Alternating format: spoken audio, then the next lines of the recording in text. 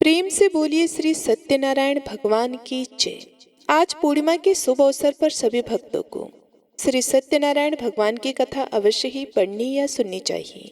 सत्यनारायण भगवान की कृपा से सभी दुख दूर हो जाते हैं और समस्त मनोकामनाओं की पूर्ति होती है। कथा सुनने से पहले भगवान के निमित्त प्रसाद तैयार करके रखें, फिर हाथ में पुष्प रखकर व्रत की कथा पढ़े या फिर सुने। कथा समाप्ति के बाद पुष्प को भगवान के चरणों में अर्पित करने के बाद भगवान को भोग लगाना चाहिए। सत्यनारायण भगवान की कथा जन्म जन्मांतर के सभी पापों का नाश करने वाली है। जो भक्त पूर्णिमा के दिन उपवास रखकर सच्चे मन से इस कथा को सुनते हैं अथवा पढ़ते हैं, सत्यनारायण भगवान उनकी सभी आने वाली संकटों को दूर कर देते हैं। ऐसे भक्त पर सदा भगवान की कृपा बनी रहती है। जो लोग व्रत ना भी रख पाए उन्हें भी इस दिन सच्चे मन से कथा का पाठ अवश्य करना चाहिए। तो श्रोताओं, अब आपको सुना रहे हैं श्री सत्यनारायण भगवान की परम पावनी पुण्यदायिनी कथा। आपसे अनुरोध है कि कथा को पूरा अवश्य सुनिए। एक समय की बात है, नैमिषारण्य तीर्थ में शौनक आदि 88,000 ऋषियों ने श्री सूत जी से पूछा कि हे प्रभु, इस कलयुग में वेद विद्या रहित मनुष्यों को प्रभु भक्ति किस प्रकार मिल सकती है तथा उनका उद्धार कैसे होगा। हे मुनि श्रेष्ठ, कोई ऐसा तप बताइए जिससे थोड़े समय में ही पुण्य मिले और मन वांछित फल भी मिल जाए। इस प्रकार की कथा सुनने की हम इच्छा रखते हैं। सर्वशास्त्रों के ज्ञाता श्री सूत जी बोले, हे वैष्णवों में पूज्य, आप सभी ने प्राणियों के हित की बात पूछी है, इसलिए मैं एक ऐसे श्रेष्ठ व्रत को आप लोगों को बताऊंगा जिसे नारद जी ने लक्ष्मी नारायण जी से पूछा था और लक्ष्मीपति ने मुनि श्रेष्ठ नारद जी से कहा था। आप सब इसे ध्यान से सुनिए। एक समय की बात है, योगीराज नारद जी दूसरों के हित की इच्छा के लिए अनेकों लोकों में घूमते हुए मृत्युलोक में आ पहुंचे। यहाँ उन्होंने अनेक योनियों में जन्मे प्राय सभी मनुष्यों को अपने कर्मों द्वारा अनेकों दुखों से पीड़ित देखा। उनका दुख देखकर नारद जी सोचने लगे कि कैसा यत्न किया जाए जिसके करने से निश्चित रूप से मानव के दुखों का अंत हो जाए। प्रिय भक्तों, इसी विचार पर मनन करते हुए वह विष्णु लोक में गए। वहां वह देवों के इस भगवान नारायण की स्तुति करने लगे, जिनके हाथों में शंख चक्र गदा और पद्म थे, गले में वरमाला पहने हुए थे। स्तुति करते हुए नारद जी बोले कि हे भगवान, आप अत्यंत शक्ति से संपन्न हैं। मन तथा वाणी भी आपको नहीं पा सकती है। आपका आदि मध्य तथा अंत नहीं है। निर्गुण स्वरूप सृष्टि के कारण भक्तों के दुखों को दूर करने वाले आपको मेरा नमस्कार है। नारद जी की स्तुति सुन विष्णु भगवान बोले कि हे मुनि श्रेष्ठ, आपके मन में क्या बात है? आप किस काम के लिए पधारे हैं, उसे निसंकोच कहो। प्रिय भक्तों, इस पर नारद मुनि बोले कि मृत्युलोक में अनेक योनियों में जन्मे मनुष्य अपने कर्मों के द्वारा अनेकों दुखों से दुखी हो रहे हैं। हे नाथ, आप मुझ पर दया रखते हैं तो बताइए कि वो मनुष्य थोड़े प्रयास से ही अपने दुखों से कैसे छुटकारा पा सकते हैं। श्री हरि बोले कि हे नारद, मनुष्यों के भलाई के लिए तुमने बहुत अच्छी बात पूछी है, जिसके करने से मनुष्य मोह से छूट जाता है। वह बात मैं कहता हूँ, उसे सुनो। स्वर्गलोक व मृत्युलोक दोनों में एक दुर्लभ उत्तम व्रत है जो पुण्य देने वाला है। आज प्रेमवश होकर मैं उसे तुमसे कहता हूँ। श्री नारायण भगवान का यह व्रत अच्छी तरह विधान पूर्वक करके मनुष्य तुरंत ही यहाँ सुख भोग कर मरने पर मोक्ष पाता है। प्रिय भक्तों, श्री हरि के वचन सुन नारद जी बोले कि उस व्रत का फल क्या है और उसका विधान क्या है? यह व्रत किसने किया था? इस व्रत को किस दिन करना चाहिए? सभी कुछ विस्तार से बताएं। नारद की बात सुनकर श्री हरि बोले कि दुख व शोक को दूर करने वाला यह व्रत सभी स्थानों पर विजय दिलाने वाला है। मानव को भक्ति व श्रद्धा के साथ शाम को श्री सत्यनारायण की पूजा धर्मपरायण होकर ब्राह्मणों व बंधुओं के साथ करनी चाहिए। भक्ति भाव से ही नैवेद्य केले का फल, घी, दूध और गेहूं का आटा सवाया ले। गेहूं के स्थान पर साठी का आटा, शक्कर तथा गुड़ लेकर वह सभी भक्षण योग्य पदार्थों को मिलाकर भगवान का भोग लगाएं। ब्राह्मणों सहित बंधु बांधवों को भी भोजन कराएं। उसके बाद स्वयं भोजन करें। भजन कीर्तन के साथ भगवान की भक्ति में लीन हो जाएं। इस तरह से श्री सत्यनारायण भगवान का यह व्रत करने पर मनुष्य की सारी इच्छाएं निश्चित रूप से ही पूरी होती हैं। इस कली काल अर्थात कलयुग में मृत्यु लोक में मोक्ष का यही एक सरल उपाय बताया गया है। सूत जी बोले कि हे ऋषियों, जिसने पहले समय में इस व्रत को किया था उसका इतिहास मैं आप लोगों से कहता हूँ, सो ध्यान से सुनो। सुंदर काशीपुरी नगरी में एक अत्यंत निर्धन ब्राह्मण रहता था। भूख प्यास से परेशान वे धरती पर घूमता रहता था। ब्राह्मणों से प्रेम करने वाले भगवान ने एक दिन ब्राह्मण का वेश धारण कर उसके पास जाकर पूछा, हे विप्र, नित्य दुखी होकर तुम पृथ्वी पर क्यों घूमते हो? दीन ब्राह्मण बोला, मैं निर्धन ब्राह्मण हूँ, भिक्षा के लिए धरती पर घूमता हूँ। हे भगवान, यदि आप इसका कोई उपाय जानते हो तो बताइए। वृद्ध ब्राह्मण कहता है कि सत्यनारायण भगवान मनोवांछित फल देने वाले हैं, इसलिए तुम उनका पूजन करो।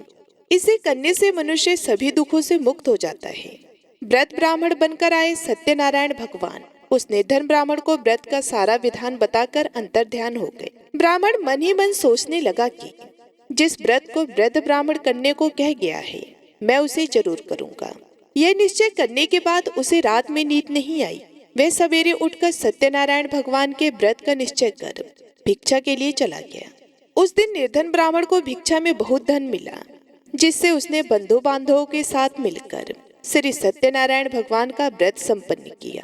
भगवान सत्यनारायण का व्रत संपन्न करने के बाद वे निर्धन ब्राह्मण सभी दुखों से छूट गया और अनेक प्रकार की संपत्तियों से युक्त हो गया। उसी समय से यह ब्राह्मण हर माह इस व्रत को करने लगा। इस तरह से श्री सत्यनारायण भगवान के व्रत को जो मनुष्य करेगा वे सभी प्रकार के पापों से छूटकर मोक्ष को प्राप्त होगा। जो मनुष्य इस व्रत को करेगा वह भी सभी दुखों से मुक्त हो जाएगा। सूत जी बोले कि इस तरह से नारद जी से नारायण जी का कहा हुआ श्री सत्यनारायण व्रत को मैंने तुमसे कहा। हे विप्रो, मैं अब और क्या कहूँ?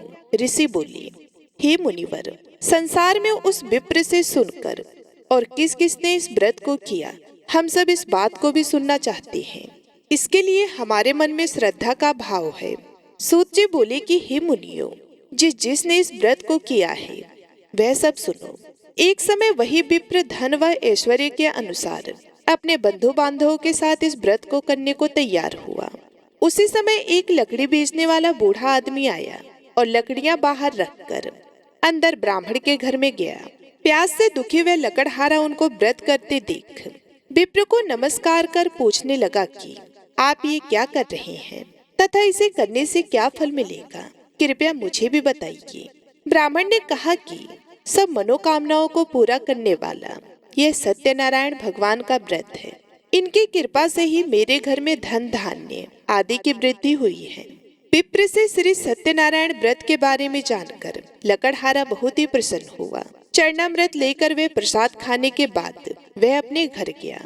लकड़हारे ने अपने मन में संकल्प किया कि आज लकड़ी बेचने से जो धन मिलेगा उसी से श्री सत्यनारायण भगवान का उत्तम व्रत करूंगा।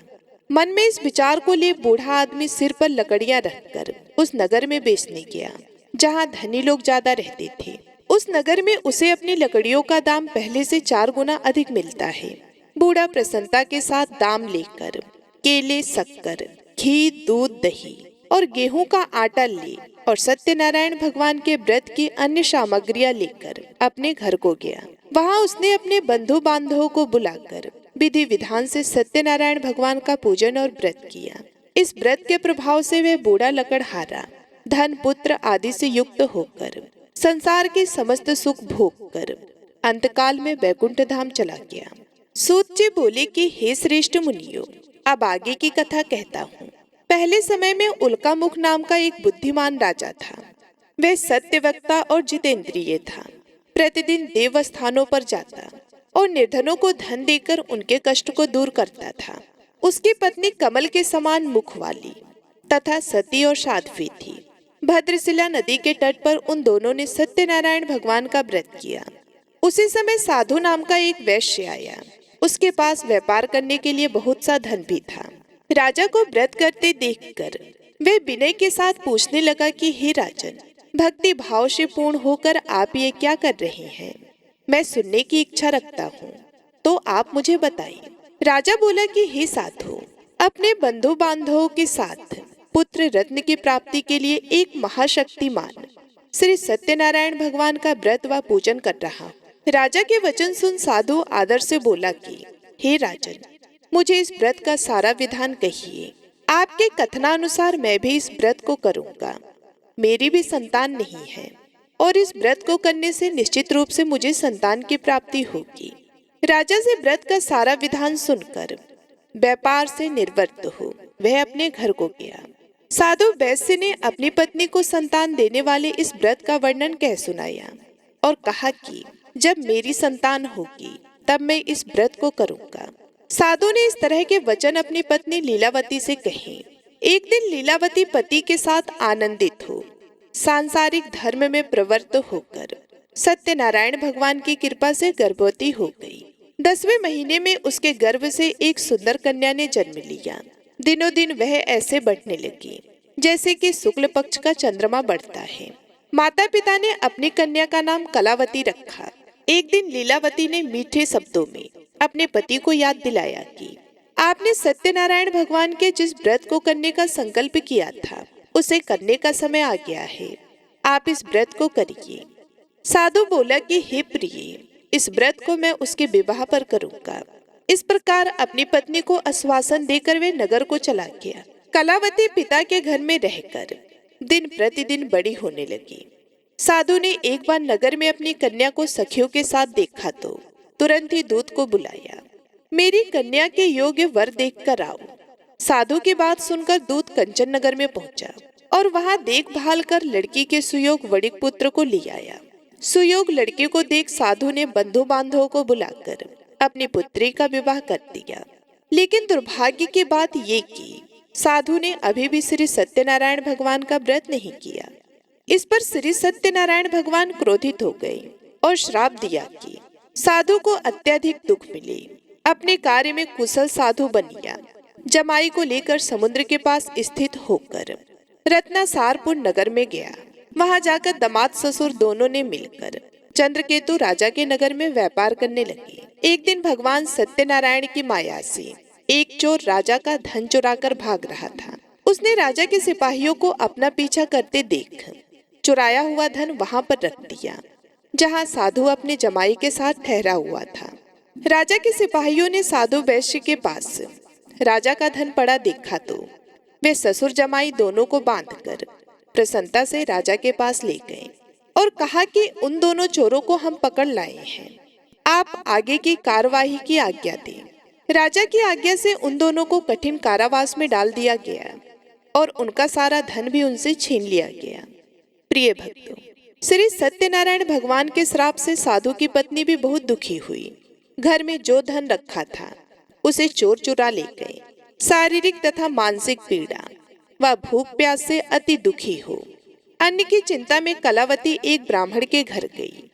वहां उसने श्री सत्यनारायण भगवान का व्रत होते देखा, फिर कथा भी सुनी। वे प्रसाद ग्रहण कर रात को घर वापस आई। माता ने कलावती से पूछा कि हे पुत्री, अब तक तुम कहाँ थी? तेरे मन में क्या है?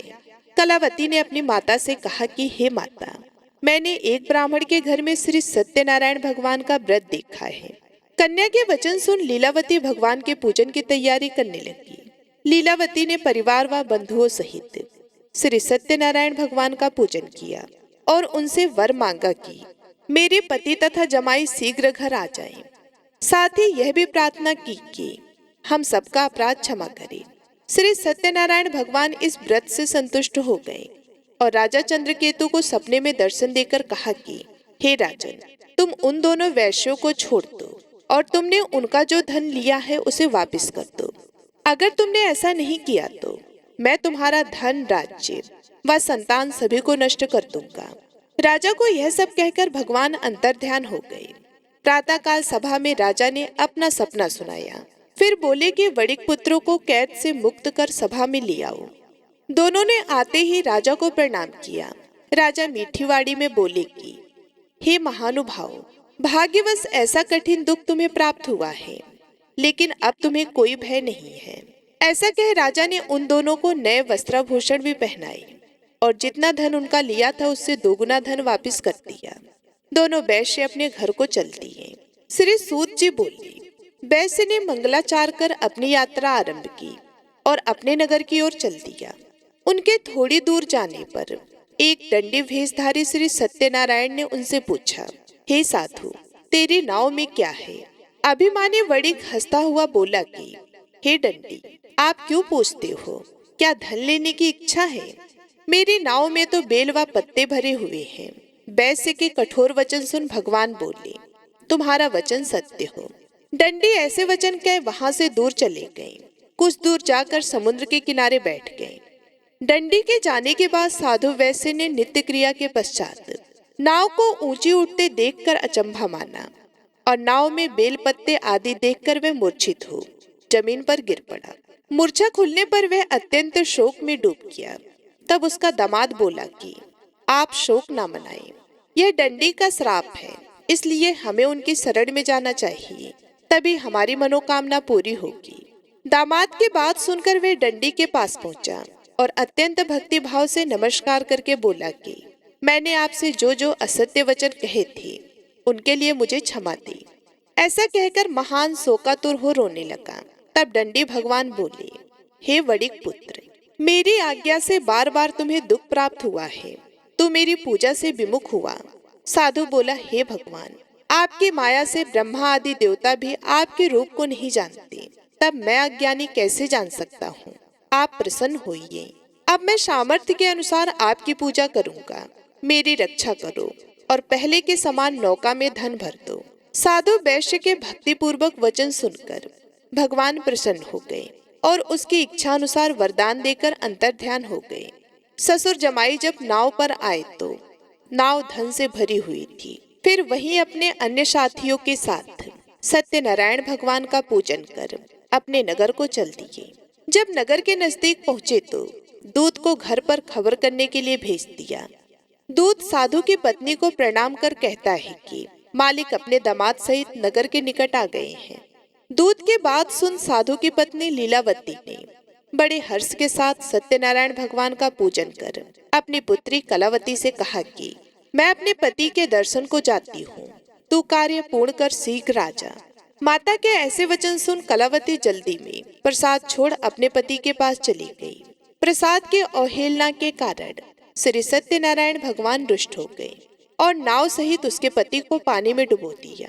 कलावती अपने पति को वहां ना पाकर रोती हुई जमीन पर गिर गई। नौका को डूबा हुआ देख वह कन्या को रोता देख साधु दुखी होकर बोला कि हे प्रभु, मुझसे तथा मेरे परिवार से जो भूल हुई है उसे क्षमा करें। साधु के दीन वचन सुनकर श्री सत्यनारायण भगवान प्रसन्न हो गए और आकाशवाणी हुई कि हे साधु, तेरी कन्या मेरे प्रसाद को छोड़कर आई है, इसलिए उसका पति अदृश्य हो गया है। यदि वे घर जाकर प्रसाद खाकर लौटती है तो इसे इसका पति अवश्य मिलेगा। ऐसे आकाशवाणी सुन कलावती घर पहुंचकर प्रसाद ग्रहण करती है और फिर अपने पति के दर्शन करती है। उसके बाद साधु अपने बंधु बांधवों सहित श्री सत्यनारायण भगवान का विधि विधान से पूजन करता है तथा इस लोक में सुख भोग कर वह अंत में स्वर्ग को जाता है। श्री सूत जी बोले कि हे ऋषियों, मैं और भी एक कथा सुनाता हूँ, उसे भी ध्यान पूर्वक सुनो। प्रजा पालन में लीन तुंगध्वज नाम का एक राजा था। उसने भी भगवान का प्रसाद त्याग कर बहुत ही दुखों को सहन किया था। एक बार वन में जाकर वन्य पशुओं को मारकर वे बड़ के पेड़ के नीचे आया। वहां उसने ग्वालों को भक्ति भाव से अपने बंधुओं सहित सत्यनारायण भगवान का पूजन करते देखा। अभिमानवश राजा ने उन्हें देखकर भी पूजा स्थान में नहीं गया और ना ही उसने भगवान को नमस्कार किया। ग्वाले ने राजा को प्रसाद दिया, लेकिन उसने वह प्रसाद भी नहीं खाया और प्रसाद को वहीं छोड़कर वह अपने नगर को चला गया। जब वह नगर में पहुंचा तो वहां सब कुछ तहस नहस हुआ पाया, तो वे शीघ्र ही समझ गया कि यह सब भगवान ने ही किया है। वह दोबारा ग्वालों के पास पहुंचा और विधि पूर्वक पूजा करके प्रसाद को खाया तो श्री सत्यनारायण भगवान की कृपा से सब कुछ पहले जैसा हो गया। दीर्घ काल तक सुख भोगने के बाद मरणोपरांत उसे स्वर्गलोक की प्राप्ति हुई। जो मनुष्य परम दुर्लभ इस व्रत को करेगा तो भगवान सत्यनारायण की अनुकंपा से उसे धन धान्य की प्राप्ति होगी। निर्धन धनी हो जाता है और भय मुक्त हो जीवन जीता है। संतानहीन मनुष्य को संतान सुख मिलता है और सारे मनोरथ पूर्ण होने पर मानव अंतकाल में बैकुंठ धाम को जाता है। सूत जी बोले, जिन्होंने पहले इस व्रत को किया है, अब उनके दूसरे जन्म की कथा कहता हूँ। ब्रह्म सतानंद ब्राह्मण ने सुदामा का जन्म लेकर मोक्ष की प्राप्ति की। लकड़हारे ने अगले जन्म में निषाद बनकर मोक्ष प्राप्त किया। उल्कामुख नाम का राजा दशरथ होकर बैकुंठ को गए। साधु नाम के वैश्य ने मोरध्वज बनकर अपने पुत्र को आरे से चीरकर मोक्ष पाया।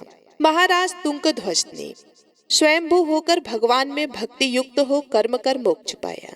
इस प्रकार से श्री सत्यनारायण भगवान की संपूर्ण कथा समाप्त हुई। अब आइए सुनते हैं लप्सी और तपसी की कथा, जो कि हर व्रत के बाद में अवश्य सुनना चाहिए, क्योंकि ऐसा कहा जाता है कि बिगर लप्सी और तपसी की कथा सुने बगैर कोई भी व्रत कथा पूर्ण नहीं होता।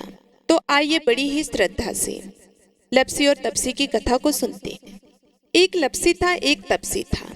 तपसी हमेशा भगवान की तपस्या करता था। तपसी हमेशा भगवान की तपस्या करता था, लेकिन उसे चोरी करने की आदत थी। लप्सी हमेशा सवा शेर की लप्सी बनाता और पहले भगवान को भोग लगाता, उसके बाद में स्वयं भोजन करता। दोनों भाइयों का यही नियम था। तो एक दिन किसी बात को लेकर दोनों में कहासुनी हो गई। तो तपसी बोला कि मैं रोजाना भगवान की तपस्या करता हूँ, इसलिए मैं बड़ा हूँ। तो लप्सी बोला कि मैं रोज भगवान को सवा शेर की लप्सी का भोग लगाता हूँ, इसलिए मैं बड़ा हूँ। ऐसा कहते हुए दोनों जोर जोर से लड़ने लगे। तभी वहां से नारद जी गुजर रहे थे। दोनों को लड़ता हुआ देखकर वहां आए और उनसे पूछा कि तुम दोनों क्यों लड़ रहे हो। तो दोनों ने अपने आप को बड़ा बताया और साथ में बड़ा होने का कारण भी बताया। तो नारद जी बोले कि मैं तुम्हारा फैसला कर दूंगा, कल आऊंगा, बता भी दूंगा कि तुम दोनों में से कौन बड़ा है। दूसरे दिन लप्सी और तपसी नहाकर अपने रोज की भक्ति करने आए। तो नारद जी ने छुपकर 1.25 करोड़ की एक एक अंगूठी उन दोनों के आगे रख दी। जैसे ही भक्ति करते हुए तपसी की नजर उस अंगूठी पर पड़ी तो उसने चुपचाप उस अंगूठी को उठाई और अपने पैरों के नीचे दबा ली। लप्सी की नजर अंगूठी पर पड़ी, लेकिन उसने ध्यान नहीं दिया। उसने पहले भगवान को भोग लगाया और फिर स्वयं भोजन करने के लिए बैठ गया। थोड़ी देर बाद नारद जी सामने आए। तो दोनों ने पूछा कि अब बताओ, हम में से कौन बड़ा है। तो नारद जी ने तपसी से खड़ा होने के लिए कहा तो वे खड़ा हुआ तो उसके पैर के नीचे दबी हुई अंगूठी दिखाई दी। तो नारद जी ने तपसी से कहा कि तपस्या तो तुम रोज करते हो, लेकिन इतनी तपस्या करने के बाद भी तुम्हारी चोरी करने की आदत नहीं गई। ये अंगूठी मैंने ही तुम दोनों के आगे रखी थी। मैं ये देखना चाहता था कि तुम दोनों में से किसके मन में लालच है। तो तुझे तो अंगूठी दिखाई पड़ते ही झट से अपने पैरों के नीचे दबा ली। लेकिन लप्सी का ध्यान अंगूठी पर जाने के बाद भी लप्सी ने अंगूठी को नहीं उठाया और ना ही ध्यान दिया। उसने सिर्फ अपने भगवान जी में ध्यान रखा, उन्हें भोग लगाया और बाद में स्वयं भोजन करने लगा। इसलिए लप्सी बड़ा है और तुम्हें तुम्हारी तपस्या का कोई भी फल मिलने वाला नहीं है। जितनी चाहे मर्जी तुम तपस्या कर लो, तुम्हें इसका कोई भी फल नहीं मिलेगा। तो तपसी को यह सुनकर बहुत ही दुख हुआ और वे शर्मिंदा होकर नारद जी से माफी मांगने लगा और कहने लगा कि आज तक की मेरी गलती माफ करो और मुझे बताओ कि मेरी तपस्या का फल कैसे मिलेगा। आज के बाद कभी भी मैं चोरी नहीं करूंगा। तो नारद जी ने कहा कि यदि कोई गाय और कुत्ते को रोटी नहीं बनाएगा तो उसका फल तुझे मिलेगा। यदि कोई आदमी ब्राह्मण को भोजन करवा कर उसे दक्षिणा नहीं देगा तो उसका फल भी तुझे ही मिलेगा। अगर किसी को सूत वाली साड़ी अगर हम देते हैं, उसके ऊपर अगर भेंट स्वरूप कुछ रुपए नहीं देंगे तो उसका फल भी तुझे ही मिलेगा। अगर कोई व्यक्ति दिए से दिया जलाएगा तो उसका फल भी तुझे ही मिलेगा। अगर कोई औरत आंगन लीप कर चौका नहीं लीपेगी तो उसका फल भी तुझे ही मिलेगा। यदि कोई व्रत कथा में सारी कहानी सुन ले लेकिन तुम्हारी कहानी ना सुने तो उसका फल भी तुझे ही मिलेगा। उस दिन से हर व्रत कथा और कहानी के साथ लप्सी और तपसी की कहानी कही और सुनी जाती है।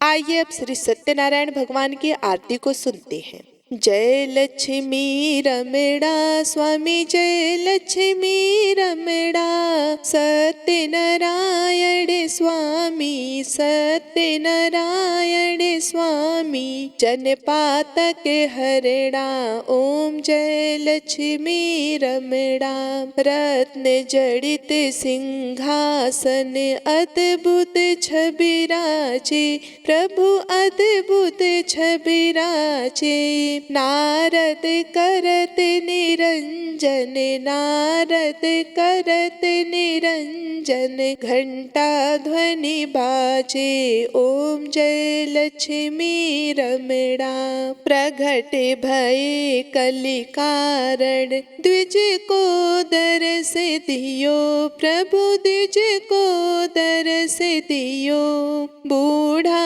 ब्राह्मण बन कर बूढ़ा ब्राह्मण बन कर कंचन महल कियो ओम जय लक्ष्मी रमणा दुर्लभ भील कठारो जिन पर कृपा करी प्रभु जिन पर कृपा करी चंद्रचूड़ एक राजा चंद्रचूड़ एक राजा तिनकी विपत्ति हरि ओम जय लक्ष्मी रमणा वैश्य मनोरथ पायो श्रद्धा तज दीनी प्रभु श्रद्धा तज दीनी सो फल भोग्यो प्रभु जी सो फल भोग्यो प्रभु जी फिर स्तुति कीन्ही ओम जय लक्ष्मी रमणा भावे भक्ति के कारण छिन छिन रूप धर्यो प्रभु छिन छिन रूप धर्यो श्रद्धा धारण कीन्ही श्रद्धा धारण कीन्ही तिनको काज सर्यो ओम जय लक्ष्मी रमणा ग्वाल बाल संग राजा वन में भक्ति करी प्रभु वन में भक्ति करी मन वांछित फल दीन्हो मन वांछित फल दीन्हो दीन दयाल हरि ओम जय लक्ष्मी रमणा चढ़ते प्रसाद सवायो कदली फल मेवा प्रभु कदली फल मेवा धूप दीप तुलसी से धूप दीप तुलसी से राजी सत्य देवा ओम जय लक्ष्मी रमणा श्री सत्यनारायण जी की आरती जो कोई नर गावे प्रभु प्रेम सहित गावे रिद्धि सिद्धि सुख संपत्ति रिद्धि सिद्धि सुख संपत्ति सहज रूप पावे ओम जय लक्ष्मी रमणा ओम जय लक्ष्मी रमणा स्वामी जय लक्ष्मी रमणा सत्यनारायण स्वामी सत्यनारायण स्वामी जनपातक हरणा ओम जय लक्ष्मी रमणा। प्रेम से बोलिए श्री सत्यनारायण भगवान की जय। श्री सत्यनारायण भगवान का व्रत और पूजन मनुष्य को सभी चिंताओं से मुक्त करता है, धन संपत्ति के भंडार भरकर अंत में जन्म जन्मांतर के चक्र से वह मुक्ति दिलाकर मोक्ष प्रदान करता है। तो यह थी श्री सत्यनारायण भगवान की कथा। तो प्रेम से बोलिए सत्यनारायण भगवान की जय। कथा को अंत तक सुनने के लिए आप सभी का बहुत बहुत आभार। कृपया वीडियो को लाइक करके कमेंट बॉक्स में श्री सत्यनारायण भगवान की जय जरूर लिखिएगा।